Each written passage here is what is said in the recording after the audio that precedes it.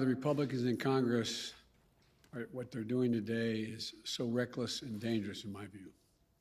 Raising the debt limit comes down to paying what we already owe, what has already been acquired, not anything new.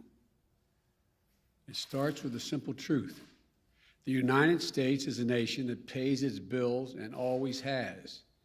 From its inception, we have never defaulted. What we pay for, so it keeps us a great nation. Social Security benefits for seniors, salaries for brave service members, and benefits for veterans, and other financial obligations for our people and for our nation. We're able to meet these obligations based on the revenue we receive from taxes and based on our ability to borrow when needed.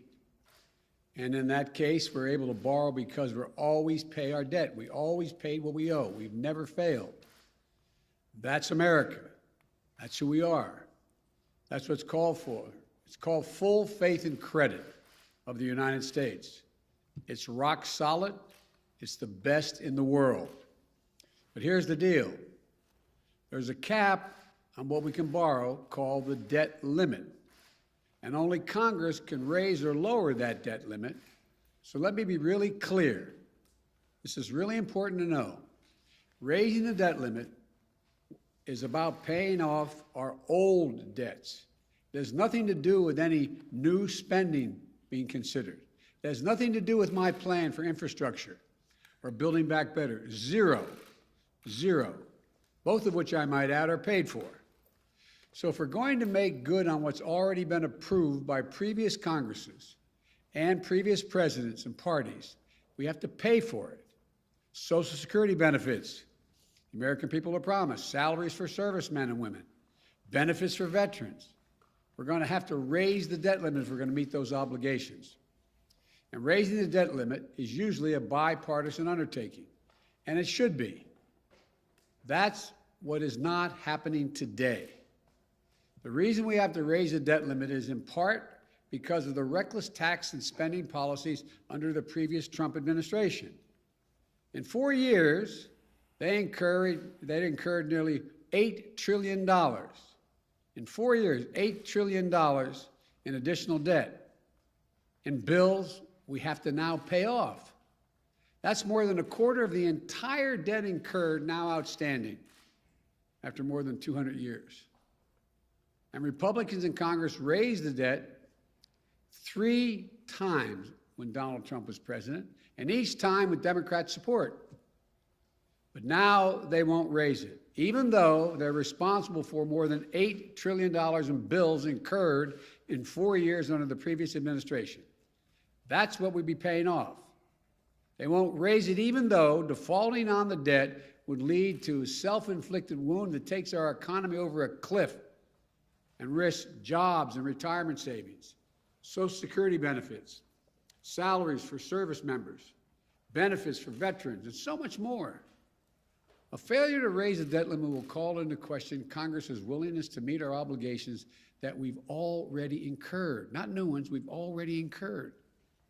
This is going to undermine the safety of U.S. Treasury securities, and it will threaten the reserve status of the dollar as the world's currency that the world relies on. American credit rating will be downgraded. Interest rates will rise for mortgages, auto loans, credit cards, borrowing. Folks, watching at home, you should know this is the Republican position. Here's it is. They won't vote to raise the debt limit to cover their own spending. Democrats voted with them to cover that spending last 4 years, the previous 4 years. They say Democrats should do it alone. But then they're threatening to use a procedural power called the filibuster, meaning that we'd have to get 60 votes, not 50 votes, to increase the debt limit. This would block the Democrats from meeting our obligations and responsibilities to prevent Congress from raising the debt limit. So let's be clear. Not only are Republicans refusing to do their job, they're threatening to use their power, to prevent us from doing our job, saving the economy from a catastrophic event. I think, quite frankly, it's hypocritical, dangerous and disgraceful. Their obstruction and irresponsibility knows absolutely no bounds, excuse me, especially as we're clawing our way out of this pandemic. Democrats will meet our responsibility and obligation to this country. We're not expecting Republicans to do their part. They made it clear from the beginning. We tried asking to no avail. We're just asking them not to use procedural tricks to block us from doing the job that they won't do. Meteor is headed to crash into our economy. Democrats are willing to do all the work stopping it. Republicans just have to let us do our job. Just get out of the way. If you don't want to help save the country, get out of the way so you don't destroy it. We don't have time to delay with elaborate procedural schemes, which Republicans' proposals require. Scores of votes without any certainty at all, many of which have nothing to do with the debt limit at all. And that's when accidents happen. In the days ahead, even before the default date, people may see the value of their retirement accounts shrink. They may see interest rates go up, which will ultimately raise their mortgage payments and car payments. And the American people, look, I just say it this way. As soon as this week, your savings in your pocketbook could be directly impacted by this Republican stunt. It's as simple as that. Republicans say they will not do their part to avoid this needless calamity. So be it. But they need to stop playing Russian roulette with the U.S. economy. It's one thing to pay our debts already acquired. It's another to require a supermajority to pay the debts already acquired. It's not right. Let the Democrats vote to raise the debt ceiling this week without obstruction or further delays. Democrats in the House have already passed a bill that would do that. It's sitting in the United States Senate where Democrats have the votes ready to pass it. That's the only way to eliminate the uncertainty and risk that's going to harm American families and our economy. Let us vote and end the mess. You know, we've got to get this done. We must get this done.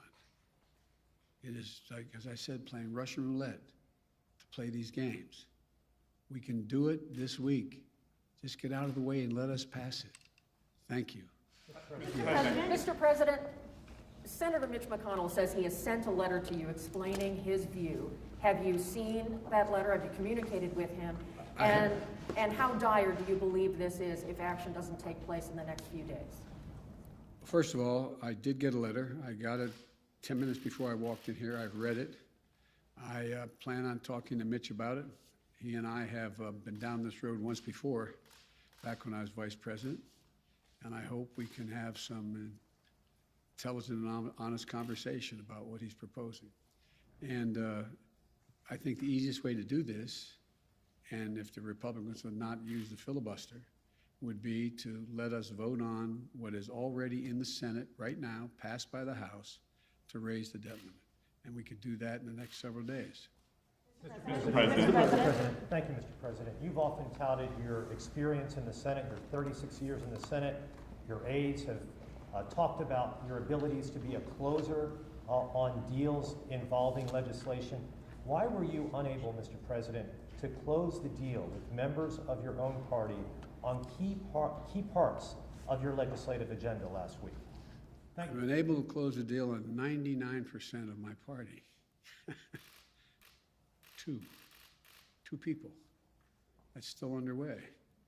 I don't think there's been a president who's been able to close deals that's been in a position where he has only 50 votes in the Senate and a bare majority in the House. This is a process. This is a process. We'll get it done. It sounds like you're putting the blame squarely on two U.S. senators for your inability to close that deal, Senator Sinema and Senator Manchin. Am I incorrect? Is that who the blame lies with? Look, I need 50 votes in the Senate. I have 48.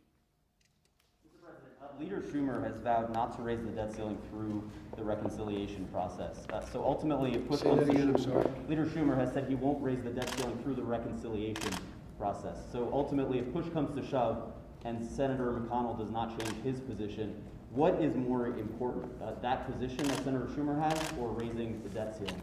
And then I also have a question for you on Ethiopia. No, I'm going to answer one. I'm not going to answer Ethiopia. Let's stick on the debt so we don't confuse the American people.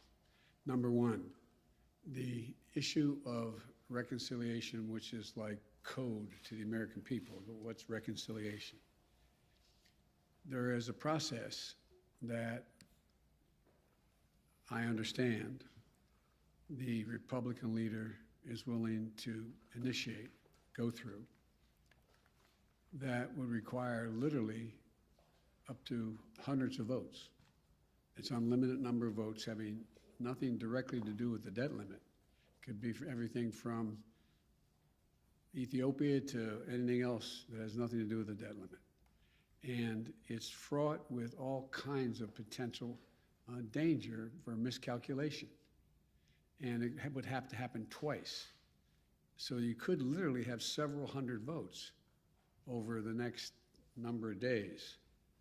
Everything else would come to a standstill, but you still find yourself in a situation where at the end of the day, we may have passed something that in fact then has to be undone again by either Democrats or Republicans. It's an incredibly complicated, cumbersome process when there's a very simple process sitting out there. Sitting at the desk in the United States Senate is a bill passed by the House saying, we Democrats will raise the debt limit, take responsibility for raising it, even though we didn't, some voted to acquire the debt as well. We will go ahead and do that. That's the way to proceed. But if it comes down to reconciliation or raising the debt ceiling, which position would you take? I'm not going to cross that bridge till we have to get there. Would you address the allegations of genocide and why you haven't yet imposed those sanctions that you authorized 2 weeks ago, sir? Speak to that later. Regarding your Build Back Better agenda, we know the top line figure from Senator Manchin is $1.5 trillion. Senator Kirsten Sinema has yet to really give that number of where she's willing to go, how high she's willing to go, but she says she's negotiating good faith with the White House. What is her figure? I'll let her tell you that. I don't want it. We're in negotiations. Between 1.5 and 3.5? Is it higher at least than the 1.5? I'm not going to negotiate in public. Mr. President, Mr. President. Mr. President, how is what the Republicans are doing now any different from when you opposed raising the debt limit as a senator during the Bush years? Because we weren't calling for filibuster. We did not require 60 votes, and it was a straight up and down vote. Mr. President, Mr. President, you're talking about how you have 48 Democratic votes right now. The other two have been pressured over the weekend by activists. Joe Manchin had people on kayaks show up to his boat to yell at him. Senator Sinema last night was chased into a restroom. Do you think that those tactics are crossing a line? I don't think they're appropriate tactics, but it happens to everybody. From the only people it doesn't happen to are people who have Secret Service standing around them. It's part of the process. Yes, sir. Just really quickly, a lot of people have been trying to attack immigration. Mr. President, I know you don't want to comment on other senators' positions in the negotiations, but what do you think the size of the reconciliation package should be? What specific dollar figure? Well, I laid out what I thought it should be. It's not going to be that. It's going to be less. I mean, look, the legislation, both the Build Back Better piece as well as the infrastructure piece, are things that I wrote. These didn't come from, God love him, Bernie Sanders or AOC or anybody else. I wrote them. I disagreed with Medicare for All, for example. I disagreed, but I laid out what I thought would be important. For example, I think in the Build Back Better program, it's required that we, in fact, have the best education available to us. And I'll be speaking to this in detail tomorrow. But look, here's the situation. How can we, in an ever-competitive world, increasingly competitive world, how can we not meet the educational standards of at least other countries are working toward? Nobody is reducing the number of years they want their children to go to school or people to go to school. You've heard me say it before, as my wife says. If any country out-educates us, they're going to out-compete us. Look what China's doing. Look what the rest of the world is doing. They're investing. They're also investing in things that relate to ability for people to go to work and stay at work. We have several million women who can't go back to work because they don't have any way to take care of their children. So to give a tax cut to a working mom to be able to afford daycare, is that bad? Is that a bad idea? I think it's a darn good idea. We'll get people back to work. So there's a lot of things in the legislation I'm going to be talking about across the country that I think the American people overwhelmingly support. But the idea that somehow this is somebody else's legislation, this is what I wrote. Accept a $2 trillion, say a $2 trillion reconciliation bill, would that be acceptable to you?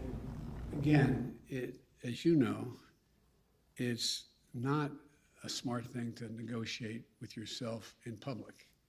Let's see, we're in the process of continuing to talk to all the parties and see what we can get done. Thank you so much, Mr. President. Two questions. First, you said there was progress in the negotiation, but today you said you only have 48 votes. So what is this progress? And another question on the foreign, an international news that was big yesterday about the Pandora Papers. Do you have any reaction? You put fight against corruption as the core Well, I'm of sorry to get the Pandora last. Papers. The Pandora Papers. You said that you put fight against corruption in the core of your national security policy. So what is your reaction, and do you plan to do anything about it? We're looking at that right now. The first part of your question was what? Was about progress. What does progress look like for you in the negotiations? Winning. That's the progress. Last question. The height amendment, I just want to be very clear. Can you guarantee that the U.S. will not breach the debt ceiling, that will not happen? No, I can't. That's up to Mitch McConnell. So it is possible that the U.S. will not pay its debt. That is possible. I can't believe that will be the end result because the consequence is so dire. I don't believe that. But can I guarantee it? If I could, I would, but I can't. Thank you all very much. Appreciate it. Senator Manchin says the deal is off if the Hyde Amendment is not included. Do you support that? Where do you stand on that, sir? Okay. Thank you, everyone. No, you're fine. No worries.